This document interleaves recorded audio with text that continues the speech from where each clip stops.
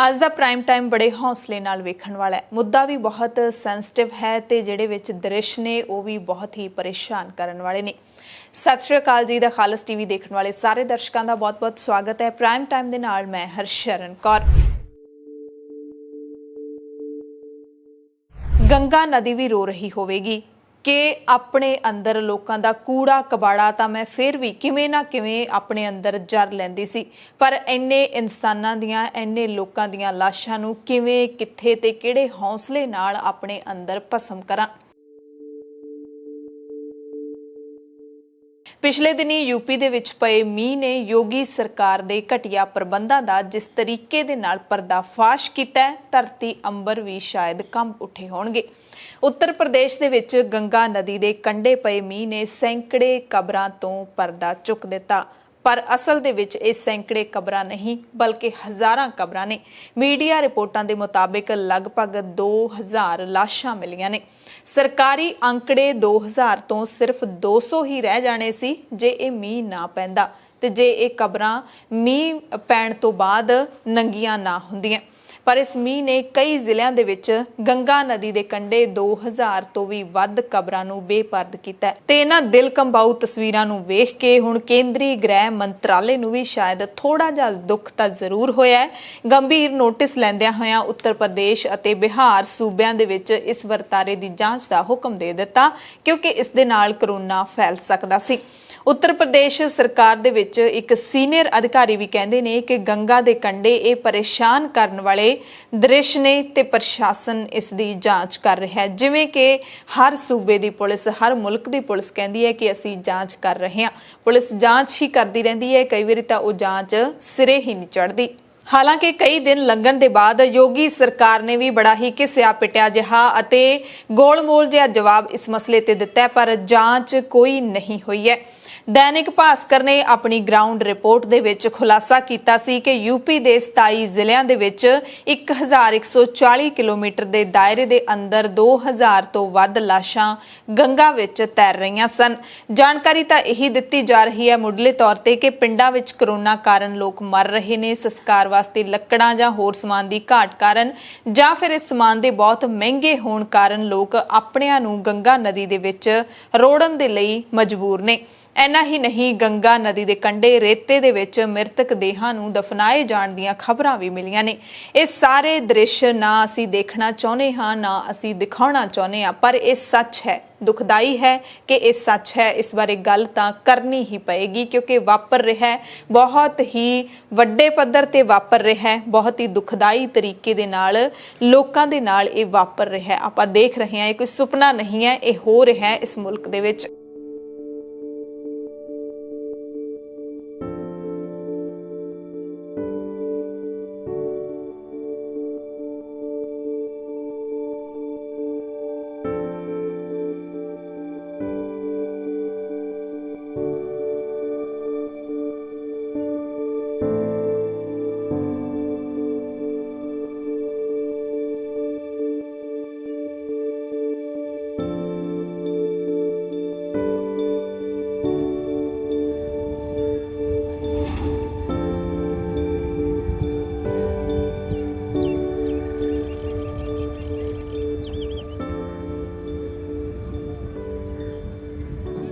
जाके मैं बात किया एक आदमी से, तो कुछ मदद हुई, तब जाकर अपने फादर की डेड बॉडी। पुलिस ने भी इन्हां तैरदियां लाशां नूं इकट्ठे करके गंगा नदी दे कंढे ही दबना शुरू कर दिता सी। मुख मंत्री योगी नूं हिंदू धर्म दे रीति रिवाज याद आए तां उन्हां ने अगन भेंट करन दे हुक्म चाड़ दिते, तां पुलिस ने अजिहे कारे भी कीते। लाशां नूं टायर ते पैट्रोल पा के साड़न दीआं तस्वीरां भी सामने आईआं ने। इस तो असंवेदनशील कारा की हो सकता है कि एक इंसान दी लाश नूं, उसदी मृतक देह नूं पेट्रोल पा के, तेल पा के साड़ दिता जावे। खैर ये कोई नवीं गल नहीं है, क्योंकि इस मुल्क दे विच तां 1984 दे वेले दिल्ली दे विच सिख भाईचारे दे लोकां नूं, सिखां नूं जिउंदे जी ही टायर पा के गलां दे विच ते पेट्रोल पा के अग ला के साड़ दिता गया सी। ये तां फिर भी लाशां ने, सो इत्थे कुछ भी हो सकदा है। ਲਾਸ਼ਾਂ ਦਫਨਾਉਣ ਤੇ ਕਈ ਲੋਕਾਂ ਨੇ ਟਵੀਟ ਵੀ ਕੀਤੇ ਕਿ ਹਿੰਦੂ ਸਮਰਾਟ ਦੇ ਰਾਜ ਦੇ ਵਿੱਚ ਹੁਣ ਦਾਹ ਸੰਸਕਾਰ ਵੀ ਨਹੀਂ। BBC ਦੀ ਰਿਪੋਰਟ ਦੇ ਮੁਤਾਬਿਕ यूपी ਦੇ ਕਾਨਪੁਰ, ਕਨੌਜ, ਉਨਾਓ, ਗਾਜ਼ੀਪੁਰ ਅਤੇ ਬਲੀਆ ਦੇ ਵਿੱਚ ਹਾਲਾਤ ਬਹੁਤ ਮਾੜੇ ਪਾਏ ਗਏ। ਕਨੌਜ ਦੇ ਵਿੱਚ ਗੰਗਾ ਕਿਨਾਰੇ 350 ਤੋਂ ਵੀ ਵੱਧ ਲਾਸ਼ਾਂ ਦੱਬੀਆਂ ਹੋਈਆਂ ਨੇ। ਕਾਨਪੁਰ ਦੇ ਵਿੱਚ ਗੰਗਾ ਦੇ ਕੰਢੇ ਅਤੇ ਪਾਣੀ ਦੇ ਵਿੱਚ ਲਾਸ਼ਾਂ ਦੇ ਢੇਰ ਦਿਖਾਈ ਦਿੱਤੇ। ਕੁਝ ਥਾਵਾਂ ਤੇ ਤਾਂ ਲਾਸ਼ਾਂ ਨੂੰ ਜੀਵ ਜੰਤੂ ਤੇ ਪਸ਼ੂ ਵੀ ਖਾ ਰਹੇ ਸੀ। ਜਾਨਵਰਾਂ ਦੇ ਵਿੱਚ ਵੀ ਬਿਮਾਰੀਆਂ ਦੇ ਫੈਲਣ ਦਾ ਡਰ ਬਣਿਆ ਹੋਇਆ ਹੈ। ਰਿਪੋਰਟ ਦੇ ਵਿੱਚ ਇਹ ਵੀ ਕਿਹਾ ਗਿਆ ਕਿ ਪ੍ਰਸ਼ਾਸਨ ਇਹਨਾਂ ਲਾਸ਼ਾਂ ਤੇ ਮਿੱਟੀ ਪਾਉਣ ਦਾ ਕੰਮ ਕਰ ਰਿਹਾ ਹੈ। ਇਸ ਨੂੰ ਦਫਨਾਉਣਾ ਨਹੀਂ ਕਹਿੰਦੇ, ਇਸ ਨੂੰ ਸੱਚਮੁੱਚ ਮਿੱਟੀ ਪਾਉਣਾ ਹੀ ਕਹਿੰਦੇ ਨੇ। ਕਾਨਪੁਰ, ਉਨਾਓ ਤੇ ਫਤਿਹਪੁਰ ਦੇ ਵਿੱਚ ਲਾਸ਼ਾਂ ਦੇਖੀਆਂ ਗਈਆਂ। ਪ੍ਰਸ਼ਾਸਨ ਦਾ ਕਹਿਣਾ ਹੈ ਕਿ ਕੁਝ ਲੋਕ ਆਪਣੀ ਰਵਾਇਤ ਦੇ ਮੁਤਾਬਿਕ ਲਾਸ਼ਾਂ ਨੂੰ ਦਫਨਾ ਦਿੰਦੇ ਨੇ, ਜਦਕਿ ਸਥਾਨਕ ਲੋਕਾਂ ਦੇ ਮੁਤਾਬਿਕ ਮੜੀਆਂ ਦੇ ਵਿੱਚ ਭੀੜ ਹੈ ਤੇ ਮਹਿੰਗੇ ਸੰਸਕਾਰ ਕਰਕੇ ਲੋਕ ਮੁਰਦਿਆਂ ਨੂੰ ਰੇਤੇ ਵਿੱਚ ਦੱਬਣ ਲਈ ਮਜਬੂਰ ਨੇ। ਇਹਨਾਂ ਸਾਰੀਆਂ ਥਾਵਾਂ ਤੋਂ ਇਲਾਵਾ यूपी ਦੇ ਪ੍ਰਯਾਗਰਾਜ ਦੇ ਵਿੱਚ ਵੀ ਇਸੇ ਤਰ੍ਹਾਂ ਦੇ ਦ੍ਰਿਸ਼ ਦੇਖਣ ਨੂੰ ਮਿਲੇ ਨੇ। ਪੱਤਰਕਾਰ ਬਰਖਾ ਦੱਤ ਨੇ ਇਸ ਦੀ ਪੁਸ਼ਟੀ ਕੀਤੀ ਹੈ। ਬਰਖਾ ਦੱਤ ਖੁਦ ਇਹਨਾਂ ਥਾਵਾਂ ਤੇ ਪਹੁੰਚੀ ਸੀ ਅਤੇ ਤਸਵੀਰਾਂ ਬਾਹਰ ਕੱਢੀਆਂ। ਦਰਅਸਲ ਕੁਝ ਦਿਨ ਪਹਿਲਾਂ ਜਦੋਂ ਉਨਾਓ ਦੇ ਵਿੱਚ ਗੰਗਾ ਨਦੀ ਦੇ ਕਿਨਾਰੇ ਕੁਝ ਘਾਟਾਂ ਤੇ ਵੱਡੀ ਗਿਣਤੀ ਦੇ ਵਿੱਚ ਕਾਂ ਅਤੇ ਇੱਲਾਂ ਉੱਡਣੇ ਸ਼ੁਰੂ ਹੋ ਗਏ, ਇਕੱਠੇ ਹੋਣੇ ਸ਼ੁਰੂ ਹੋ ਗਏ ਤਾਂ ਲੋਕਾਂ ਨੂੰ ਸ਼ੱਕ ਹੋਇਆ। ਸਥਾਨਕ ਲੋਕਾਂ ਨੇ ਜਦੋਂ ਘਾਟ ਤੇ ਜਾ ਕੇ ਦੇਖਿਆ ਤਾਂ ਭਿਆਨਕ ਮੰਜ਼ਰ ਦੇਖਣ ਨੂੰ ਮਿਲਿਆ। ਹਰ ਕਿਸੇ ਦਾ ਦਿਲ ਦਹਿਲ ਗਿਆ ਸੀ, ਜਿਸ ਤੋਂ ਬਾਅਦ ਪੂਰੇ ਮੁਲਕ ਦੇ ਵਿੱਚ ਹੜਕੰਪ ਮਚ ਗਿਆ। ਪੂਰੇ ਮੁਲਕ ਦੇ ਵਿੱਚ ਜਿਸ ਤਰੀਕੇ ਦੇ ਨਾਲ ਸਰਕਾਰ ਦੀ ਥੂ-ਥੂ ਹੋ ਰਹੀ ਹੈ, ਉਸ ਨਾਲ ਸਰਕਾਰ ਨੂੰ ਸ਼ਾਇਦ ਕੋਈ ਅਸਰ ਨਹੀਂ ਹੋ ਰਿਹਾ। ਕਈ ਲਾਸ਼ਾਂ ਗੰਗਾ ਨਦੀ ਦੇ ਕਿਨਾਰੇ ਰੇਤੇ ਵਿੱਚ ਦੱਬੀਆਂ ਹੋਈਆਂ ਸੀ। ਕੁਝ ਲਾਸ਼ਾਂ ਤਾਂ ਰੇਤੇ ਵਿੱਚੋਂ ਬਾਹਰ ਵੀ ਨਿਕਲ ਆਈਆਂ। ਕੁਝ ਮੀਂਹ ਦੇ ਕਾਰਨ, ਕੁਝ ਤੂਫਾਨ ਦੇ ਕਾਰਨ, ਤੇਜ਼ ਹਨੇਰੀ ਦੇ ਕਾਰਨ। ਸ਼ਾਇਦ ਕੁਦਰਤ ਨੂੰ ਵੀ ਇਹ ਮਨਜ਼ੂਰ ਨਹੀਂ ਸੀ ਤੇ ਕੁਦਰਤ ਨੇ ਆਪਣੇ ਆਪ ਇਸ ਕਾਰੇ ਤੋਂ ਪਰਦਾ ਚੁੱਕ ਦਿੱਤਾ ਤੇ ਇੱਥੇ ਕਈ ਲਾਸ਼ਾਂ ਨੂੰ ਕੁੱਤੇ ਵੀ ਨੋਚ-ਨੋਚ ਕੇ ਖਾਂਦੇ ਦੇਖੇ ਗਏ। ਹਰ ਕਿਸੇ ਨੇ ਉਹ ਵੀਡੀਓਜ਼ ਦੇਖੀਆਂ ਹੋਣਗੀਆਂ। ਸਾਨੂੰ ਮੁੜ-ਮੁੜ ਦਿਖਾਉਣ ਦੀ ਲੋੜ ਨਹੀਂ ਹੈ। ਅਸੀਂ ਨਹੀਂ ਚਾਹੁੰਦੇ ਕਿ ਕੋਈ ਵੀ ਉਹਨਾਂ ਦ੍ਰਿਸ਼ਾਂ ਨੂੰ ਦੇਖ ਕੇ ਪਰੇਸ਼ਾਨ ਹੋਵੇ, ਕਿਉਂਕਿ ਇਹਨਾਂ ਮੁਰਦਿਆਂ ਨੂੰ ਸਹੀ ਢੰਗ ਦੇ ਨਾਲ ਕਬਰਾਂ ਪੁੱਟ ਕੇ ਨਹੀਂ ਦੱਬਿਆ ਗਿਆ ਸੀ। ਇਸੇ ਕਰਕੇ ਕੁੱਤਿਆਂ ਨੇ ਇਹਨਾਂ ਲਾਸ਼ਾਂ ਨੂੰ ਨੋਚਣਾ ਸ਼ੁਰੂ ਕਰ ਦਿੱਤਾ ਸੀ ਤੇ ਗੰਗਾ ਨਦੀ ਦੇ ਕੰਢੇ ਇਹਨਾਂ ਇਲਾਕਿਆਂ ਦੇ ਵਿੱਚ ਬਦਬੂ ਤੇ ਬਿਮਾਰੀ ਫੈਲਣ ਦਾ ਡਰ ਵੀ ਪੂਰਾ ਬਣਿਆ ਹੋਇਆ ਹੈ। ਉਨਾਓ ਦੇ ਜ਼ਿਲ੍ਹਾ ਮੈਜਿਸਟ੍ਰੇਟ ਰਵਿੰਦਰ ਕੁਮਾਰ ਦਾ ਕਹਿਣਾ ਹੈ ਕਿ ਆਸ-ਪਾਸ ਦੇ ਪਿੰਡਾਂ ਵਿੱਚ ਇੱਕ ਰਵਾਇਤ ਹੈ ਕਿ ਲੋਕ ਲਾਸ਼ਾਂ ਨੂੰ ਦਫਨਾਉਂਦੇ ਨੇ। ਫਿਰ ਵੀ ਅਸੀਂ ਇਸ ਮਾਮਲੇ ਦੀ ਜਾਂਚ ਕਰ ਰਹੇ ਹਾਂ। ਜ਼ਿਲ੍ਹਾ ਮੈਜਿਸਟ੍ਰੇਟ ਦੇ ਮੁਤਾਬਿਕ ਹੋਰ ਇਲਾਕਿਆਂ ਦੇ ਵਿੱਚ ਵੀ ਲਾਸ਼ਾਂ ਦੀ ਭਾਲ ਕੀਤੀ ਜਾ ਰਹੀ ਹੈ, ਕਿਉਂਕਿ ਨਾ ਬਿਮਾਰੀ ਖਤਮ ਹੋਈ ਹੈ ਤੇ ਨਾ ਹੀ ਲੋਕਾਂ ਦਾ ਇਸ ਬਿਮਾਰੀ ਦੇ ਨਾਲ ਮਰਨਾ ਖਤਮ ਹੋਇਆ। ਜਾਂਚ ਦੇ ਹੁਕਮ ਦੇ ਦਿੱਤੇ ਗਏ ਨੇ। ਜੋ ਵੀ ਜਾਣਕਾਰੀ ਮਿਲੀ ਹੈ ਉਸ ਅਨੁਸਾਰ ਕਾਰਵਾਈ ਕਰਾਂਗੇ। ਸੋ ਬਹੁਤ ਇਸ ਤੋਂ ਵੱਡੀ ਬਦਕਿਸਮਤੀ ਕੀ ਹੋ ਸਕਦੀ ਹੈ ਕਿ ਜ਼ਿਲ੍ਹਾ ਮੈਜਿਸਟ੍ਰੇਟ ਇਹ ਕਹਿ ਰਹੇ ਹੋਣ ਕਿ ਹੋਰ ਇਲਾਕਿਆਂ ਦੇ ਵਿੱਚ ਵੀ ਅਸੀਂ ਲਾਸ਼ਾਂ ਲੱਭ ਰਹੇ ਹਾਂ। ਯਾਨੀ ਕਿ ਪ੍ਰਸ਼ਾਸਨ ਇਸ ਗੱਲ ਤੇ ਕੰਮ ਨਹੀਂ ਕਰ ਸਕਦਾ, ਇਸ ਸਮੱਸਿਆ ਤੇ ਕੰਮ ਨਹੀਂ ਕਰ ਸਕਦਾ ਕਿ ਲਾਸ਼ਾਂ ਬਣਨ ਹੀ ਨਾ, ਜਿਉਂਦੇ ਲੋਕ ਮੁਰਦੇ ਨਾ ਬਣਨ, ਉਹਨਾਂ ਨੂੰ ਬਚਾਉਣ ਦੇ ਲਈ ਕੁਝ ਕੀਤਾ ਜਾਵੇ। ਬਲਕਿ ਇੱਥੇ ਪ੍ਰਸ਼ਾਸਨ ਲਾਸ਼ਾਂ ਨੂੰ ਲੱਭ ਰਿਹਾ ਹੈ ਕਿ ਹੋਰ ਕਿਹੜੇ-ਕਿਹੜੇ ਇਲਾਕਿਆਂ ਦੇ ਵਿੱਚ ਇਹ ਲਾਸ਼ਾਂ ਹੋਣਗੀਆਂ। ਹਾਲਾਂਕਿ ਪ੍ਰੈਕਟੀਕਲੀ ਇਹ ਲੱਭਣਾ ਬਣਦਾ ਵੀ ਹੈ, ਕਿਉਂਕਿ ਜਿਸ ਤਰ੍ਹਾਂ ਦੇ ਹਾਲਾਤ ਬਣੇ ਹੋਏ ਨੇ, ਇਹ ਤਾਂ ਹੈ ਨਹੀਂ ਕਿ 2000 ਲਾਸ਼ਾਂ ਹੀ ਗੰਗਾ ਨਦੀ 'ਚ ਸੁੱਟੀਆਂ ਗਈਆਂ ਨੇ। ਇਹ ਅੰਕੜਾ ਵੱਡਾ ਵੀ ਹੋ ਸਕਦਾ ਹੈ, ਕੋਈ ਨਹੀਂ ਜਾਣਦਾ ਇਹ ਅੰਕੜਾ ਕਿੰਨਾ ਵੱਡਾ ਹੈ। ਉਨਾਓ ਦੇ ਇੱਕ ਸਥਾਨਕ ਪੱਤਰਕਾਰ ਵਿਸ਼ਾਲ ਪ੍ਰਤਾਪ ਸਿੰਘ ਦਾ ਕਹਿਣਾ ਹੈ ਕਿ ਪਿੰਡਾਂ ਦੇ ਵਿੱਚ ਕੁਝ ਲੋਕ ਬੱਚਿਆਂ ਦੀਆਂ ਲਾਸ਼ਾਂ ਜਾਂ ਫਿਰ ਬਜ਼ੁਰਗ ਲੋਕਾਂ ਦੀਆਂ ਲਾਸ਼ਾਂ ਦਾ ਸੰਸਕਾਰ ਕਰਨ ਦੀ ਬਜਾਏ ਉਹਨਾਂ ਨੂੰ ਜ਼ਮੀਨ ਦੇ ਵਿੱਚ ਦਫਨਾ ਦਿੰਦੇ ਨੇ। ਉਹਨਾਂ ਦੇ ਮੁਤਾਬਿਕ ਕਈ ਵਾਰੀ ਲੋਕਾਂ ਨੇ ਖੇਤਾਂ ਦੇ ਵਿੱਚ ਵੀ ਲਾਸ਼ਾਂ ਦੇ ਸੰਸਕਾਰ ਕੀਤੇ ਨੇ। ਕੁਝ ਭਾਈਚਾਰਿਆਂ ਦੀ ਇਹੀ ਰਵਾਇਤ ਹੈ, ਪਰ ਅਜਿਹੇ ਲੋਕ ਬਹੁਤ ਹੀ ਘੱਟ ਨੇ। ਸੋ ਜਿਵੇਂ ਪ੍ਰਸ਼ਾਸਨ ਕਹਿ ਰਿਹਾ ਹੈ ਕਿ ਇਹ ਲੋਕ ਲਾਸ਼ਾਂ ਨੂੰ ਦਫਨਾਉਂਦੇ ਨੇ, ਇਸ ਕਰਕੇ ਦਫਨਾਈਆਂ ਗਈਆਂ ਨੇ, ਪਰ ਕੀ 2000 ਲਾਸ਼ਾਂ ਯਾਨੀ ਕਿ 2000 ਪਰਿਵਾਰ ਅਜਿਹੇ ਨੇ? ਪੱਤਰਕਾਰ ਕਹਿ ਰਹੇ ਨੇ ਕਿ ਅਜਿਹੇ ਲੋਕ ਬਹੁਤ ਘੱਟ ਨੇ ਤੇ ਜਿਹੜੇ ਲੋਕ ਘੱਟ ਨੇ ਉਹ ਸਾਰੇ ਇਹੀ 2000 ਹੋ ਸਕਦੇ ਨੇ। ਸੋ ਇੱਥੋਂ ਅੰਦਾਜ਼ਾ ਲਾਇਆ ਜਾ ਸਕਦਾ ਹੈ ਕਿ ਮਾਮਲੇ ਦੇ ਵਿੱਚ ਕਿੰਨਾ ਕੁ ਸੱਚ ਹੈ। ਸੋ ਆਪਣੇ ਮੁਲਕ ਦੇ ਵਿੱਚ ਸ਼ਾਇਦ ਇਹ ਰਵਾਇਤ ਹੈ, ਇਹੀ ਰਿਵਾਜ ਹੈ ਕਿ ਹੋਰ ਕਿਤੋਂ ਤਾਂ ਇਨਸਾਫ ਮਿਲਦਾ ਨਹੀਂ। ਲੋਕ ਅਜਿਹੇ ਮਾਮਲਿਆਂ ਦੇ ਵਿੱਚ ਫਿਰ ਅਦਾਲਤਾਂ ਦੇ ਵਿੱਚ ਜ਼ਰੂਰ ਪਹੁੰਚ ਜਾਂਦੇ ਨੇ। ਹਾਲਾਂਕਿ ਅਦਾਲਤਾਂ ਵੀ ਸਾਰੇ ਮਾਮਲਿਆਂ ਦੇ ਵਿੱਚ ਇਨਸਾਫ ਨਹੀਂ ਦੇ ਪਾਉਂਦੀਆਂ, ਲੋਕਾਂ ਨੂੰ ਦੇਣਾ ਨਹੀਂ ਚਾਹੁੰਦੀਆਂ ਜਾਂ ਫਿਰ ਦਬਾਅ ਦੇ ਵਿੱਚ ਰਹਿੰਦੀਆਂ ਨੇ। ਇਹ ਮਾਮਲਾ ਵੀ ਸੁਪਰੀਮ ਕੋਰਟ ਪਹੁੰਚਿਆ। ਬਿਹਾਰ ਤੇ ਉੱਤਰ ਪ੍ਰਦੇਸ਼ ਵਿੱਚ ਗੰਗਾ ਨਦੀ ਦੇ ਘਾਟਾਂ ਤੇ ਮਿਲੀਆਂ ਲਾਸ਼ਾਂ ਦਾ ਮਾਮਲਾ ਸੁਪਰੀਮ ਕੋਰਟ ਪਹੁੰਚਿਆ। ਸੁਪਰੀਮ ਕੋਰਟ 'ਚ ਪਟੀਸ਼ਨ ਦਾਇਰ ਕੀਤੀ ਗਈ ਹੈ। ਪਟੀਸ਼ਨ ਵਿੱਚ ਬਿਹਾਰ ਦੇ ਬਕਸਰ ਤੇ ਯੂਪੀ ਦੇ ਗਾਜ਼ੀਪੁਰ ਤੇ ਉਨਾਓ ਸਮੇਤ ਹੋਰ ਇਲਾਕਿਆਂ ਦੇ ਵਿੱਚ ਗੰਗਾ ਤੋਂ ਮਿਲੀਆਂ ਲਾਸ਼ਾਂ ਦੇ ਮਾਮਲਿਆਂ ਦੀ ਵਿਸ਼ੇਸ਼ ਜਾਂਚ ਏਜੰਸੀ ਤੋਂ ਜਾਂਚ ਕਰਨ ਦੀ ਮੰਗ ਕੀਤੀ ਗਈ ਹੈ। ਇਹ ਵੀ ਕਿਹਾ ਗਿਆ ਕਿ ਇਸ ਮਾਮਲੇ ਦੇ ਵਿੱਚ ਹੋਰ ਜਾਂਚ ਦੇ ਲਈ ਗੰਗਾ ਕਿਨਾਰੇ ਮਿਲੀਆਂ ਸਾਰੀਆਂ ਲਾਸ਼ਾਂ ਜ਼ਮੀਨ ਚੋਂ ਕੱਢੀਆਂ ਜਾਣ ਤੇ ਫਿਰ ਉਹਨਾਂ ਦਾ ਪੋਸਟਮਾਰਟਮ ਕਰਵਾਇਆ ਜਾਵੇ। ਐਡਵੋਕੇਟ ਪ੍ਰਦੀਪ ਕੁਮਾਰ ਯਾਦਵ ਨੇ ਉਹਨਾਂ ਅਧਿਕਾਰੀਆਂ ਖਿਲਾਫ ਵੀ ਕਾਰਵਾਈ ਦੀ ਮੰਗ ਕੀਤੀ ਹੈ ਜੋ ਇਸ ਕੇਸ ਦੇ ਵਿੱਚ ਦੋਸ਼ੀਆਂ ਦੇ ਖਿਲਾਫ ਕਾਰਵਾਈ ਕਰਨ ਦੇ ਵਿੱਚ ਅਸਫਲ ਰਹੇ ਨੇ। ਸੋ ਜਿਹੜੀ ਮੰਗ ਪਟੀਸ਼ਨ ਦੇ ਵਿੱਚ ਇਹਨਾਂ ਨੇ ਕੀਤੀ ਹੈ ਕਿ ਲਾਸ਼ਾਂ ਬਾਹਰ ਕੱਢੀਆਂ ਜਾਣ ਫਿਰ ਉਹਨਾਂ ਦਾ ਪੋਸਟਮਾਰਟਮ ਕਰਵਾਇਆ ਜਾਵੇ, ਇਹ ਵੀ ਬਹੁਤ ਹੀ ਖਤਰਨਾਕ ਹੈ, ਬਹੁਤ ਹੀ ਭਿਆਨਕ ਹੈ।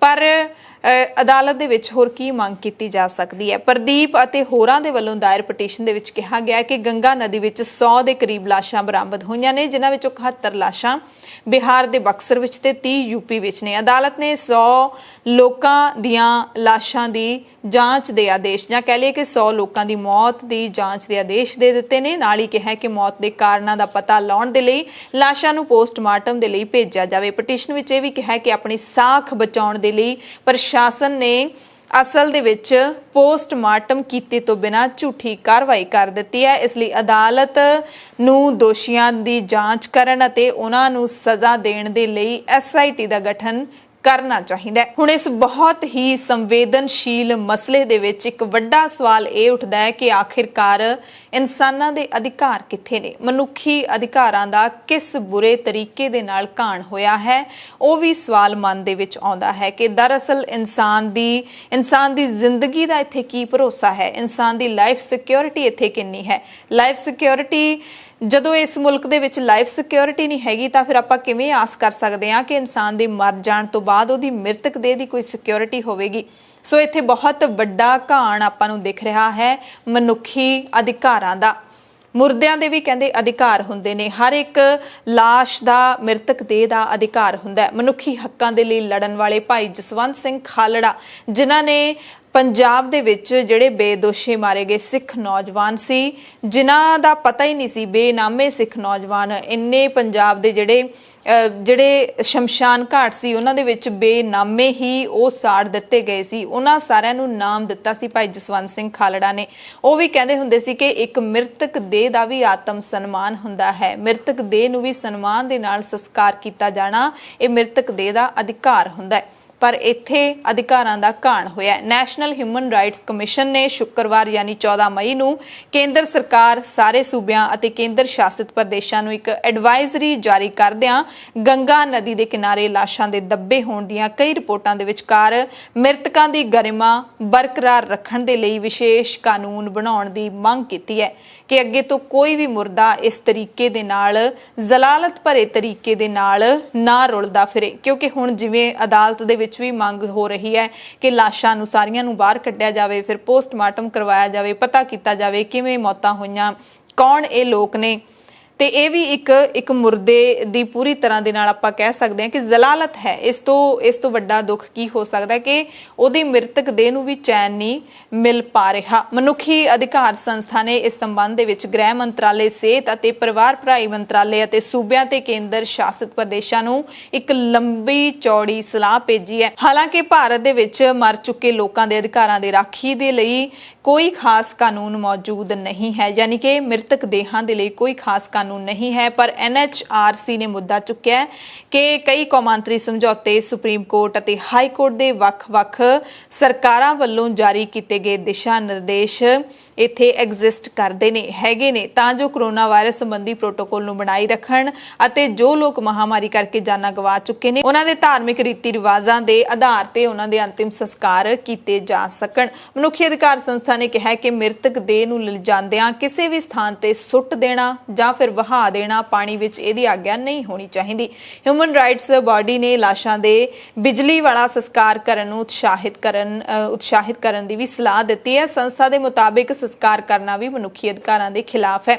ਬਿਜਲੀ ਵਾਲਾ ਅੰਤਿਮ ਸੰਸਕਾਰ ਸ਼ਾਇਦ ਜਿਹੜੇ ਲੋਕ ਵਿਦੇਸ਼ਾਂ ਦੇ ਨਾਲ ਵਾਹ ਵਾਸਤਾ ਰੱਖਦੇ ਨੇ ਜਾਂ ਉੱਥੇ ਰਹਿੰਦੇ ਨੇ, ਉੱਥੇ ਸਭ ਨੂੰ ਪਤਾ ਹੋਏਗਾ ਕਿ ਲਾਸ਼ ਦਾ ਅੰਤਿਮ ਸੰਸਕਾਰ ਕਿਵੇਂ ਕੀਤਾ ਜਾਂਦਾ ਹੈ। ਇਲੈਕਟ੍ਰੋਨਿਕ ਤਰੀਕੇ ਦੇ ਨਾਲ ਇੱਕ ਬਕਸੇ ਦੇ ਵਿੱਚ ਪਾ ਕੇ ਕੀਤਾ ਜਾਂਦਾ ਹੈ ਕਿ ਮਿੰਟ ਦੇ ਵਿੱਚ ਹੀ ਇਨਸਾਨ ਭਸਮ ਹੋ ਜਾਂਦਾ ਹੈ, ਨਾ ਹੀ ਉਸ ਨੂੰ ਅੱਗ ਲਾਈ ਪਾਈ ਜਾਂਦੀ ਹੈ, ਨਾ ਹੀ ਉਸ ਨੂੰ ਦਫਨਾਇਆ ਜਾਂਦਾ ਹੈ। ਹਾਲਾਂਕਿ ਮੁਸਲਿਮ ਕੰਟਰੀਜ਼ ਦੇ ਵਿੱਚ ਦਫਨਾਉਣ ਵਾਲੇ ਰੀਤੀ ਰਿਵਾਜ ਹੀ ਜਿਹੜੇ ਨੇ ਉਹ ਧਾਰਨ ਕੀਤੇ ਜਾਂਦੇ ਨੇ। ਮਨੁੱਖੀ ਅਧਿਕਾਰ ਕਮਿਸ਼ਨ ਨੇ ਇਹ ਵੀ ਕਿਹਾ ਹੈ ਕਿ ਸੂਬਿਆਂ ਦਾ ਫਰਜ਼ ਬਣਦਾ ਹੈ ਕਿ ਉਹ ਮ੍ਰਿਤਕਾਂ ਦੇ ਅਧਿਕਾਰਾਂ ਅਤੇ ਮ੍ਰਿਤਕ ਦੇ ਉੱਤੇ ਅਪਰਾਧ ਦੀ ਰੱਖਿਆ ਕਰੇ।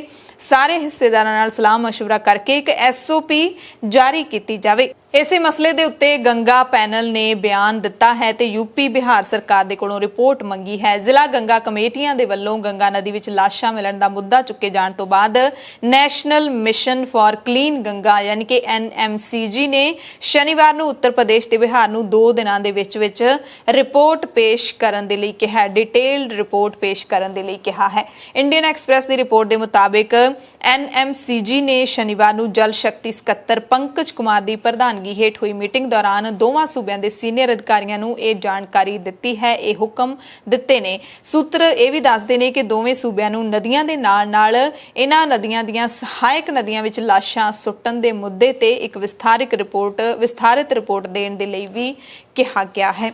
ਸੋ ਕਦੋਂ ਇਹ ਸਰਕਾਰਾਂ ਨੇ ਜਿਹੜੀਆਂ, ਕਿਉਂਕਿ 2 ਦਿਨ ਅੱਜ ਲੰਘ ਚੁੱਕੇ ਨੇ, ਯਾਨੀ ਕਿ ਅੱਜ ਚੌਥਾ ਦਿਨ ਹੋ ਗਿਆ, 2 ਦਿਨ ਕੱਲ ਹੀ ਲੰਘ ਚੁੱਕੇ ਨੇ ਤੇ ਸਰਕਾਰਾਂ ਨੇ ਹਾਲੇ ਤੱਕ ਕੋਈ ਵੀ ਰਿਪੋਰਟ ਹੈ ਜਿਹੜੀ ਉਹ ਨਹੀਂ ਸੌਂਪੀ ਹੈ।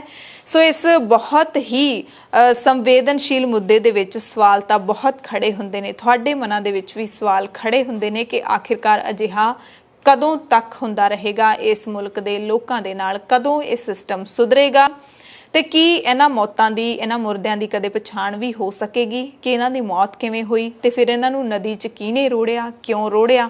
ਇਹਨਾਂ ਸਵਾਲਾਂ ਦਾ ਜਵਾਬ ਸ਼ਾਇਦ ਕਿਸੇ ਕੋਲ ਨਹੀਂ ਹੈ ਤੇ ਨਾ ਹੀ ਪ੍ਰਸ਼ਾਸਨ ਨੇ ਇਹਦੀ ਜਾਂਚ ਕਰਨੀ ਹੈ। 2000 ਦਾ ਅੰਕੜਾ ਕੋਈ ਛੋਟਾ ਨਹੀਂ ਹੁੰਦਾ। ਇੱਕ ਘਰ ਦੇ ਵਿੱਚ ਇੱਕ ਮੌਤ ਵੀ ਬਹੁਤ ਵੱਡੀਆਂ ਸਮੱਸਿਆਵਾਂ ਲੈ ਕੇ ਆਉਂਦੀ ਹੈ, ਕਹਿਰ ਦਾ ਪਹਾੜ ਬਣ ਕੇ ਟੁੱਟਦੀ ਹੈ। ਪਰ ਸਰਕਾਰਾਂ ਸ਼ਾਇਦ ਇੰਨੀਆਂ ਜ਼ਿਆਦਾ ਨਿਰਦਈ ਹੋ ਚੁੱਕੀਆਂ ਨੇ, ਪ੍ਰਸ਼ਾਸਨ ਇੰਨਾ ਜ਼ਿਆਦਾ ਡੂੰਗੀ ਨੀਂਦ ਦੇ ਵਿੱਚ ਸੌਂ ਚੁੱਕਿਆ ਜਿੱਥੋਂ ਜਾਗਣਾ ਸ਼ਾਇਦ ਮੁਸ਼ਕਿਲ ਲੱਗਦਾ ਹੈ। ਤਾਂ ਹੀ ਇਹੋ ਜਿਹੇ ਹਾਲਾਤ ਇਸ ਮੁਲਕ ਦੇ ਵਿੱਚ ਬਣ ਰਹੇ ਨੇ। ਜਦੋਂ ਪਤਾ ਹੋਵੇ ਕਿ ਬਿਮਾਰੀ ਚੱਲ ਰਹੀ ਹੈ, 1.5 ਸਾਲ ਦੇ ਕਰੀਬ ਹੋ ਚੁੱਕਿਆ ਹੋਵੇ, ਫਿਰ ਵੀ ਇਹੋ ਜਿਹੇ ਹਾਲਾਤ, ਤਾਂ ਸ਼ਰਮ ਆਉਣੀ ਚਾਹੀਦੀ ਹੈ ਇਹੋ ਜਿਹੇ ਸਿਸਟਮ ਨੂੰ। ਪ੍ਰਾਈਮ ਟਾਈਮ ਦੇ ਵਿੱਚ ਤੁਹਾਡੇ ਸਭ ਤੋਂ ਇਜਾਜ਼ਤ ਚਾਹੁੰਦੇ ਹਾਂ। ਤੁਸੀਂ ਸਾਰੇ ਆਪਣਾ ਧਿਆਨ ਰੱਖਿਓ। ਧੰਨਵਾਦ।